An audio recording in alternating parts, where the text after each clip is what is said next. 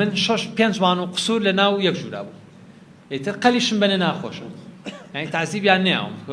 من پێم وایە هەر بە فعلی ژواوە بە ناحەق گیراوم بە زوڵم گیراوم لە ناو 4 دیوارە دانراوم بە تاقی تەنیا هەچ کەسێکی بەڕێز خوا نەخواستێ ئینشەڵڵا قەت ئەوتان توش نابێ وەرەتان خەمە ناو 4 دیوارەوە بۆ ماوەی 156 ڕۆژ. باشە؟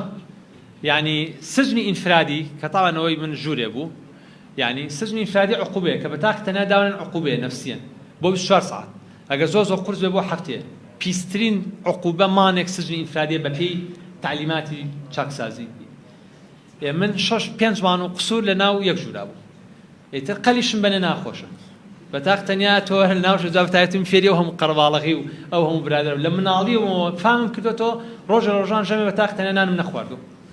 لەمایان 5 ڕۆژەیە بیانیان کاڵەسام لە خەو لە جاتی لە ناو ماڵە و مناڵەکەما بم ئاوڕمە ئەم لە ئەولا کەسم لەگەڵا نەبوو بە تاقی تەنیا بوو. یعنی شەو کە خەوتی خەمیەوەتە بیانی چۆن ڕۆژی لێڕوە ئەوە سجن ئاواهی بوو.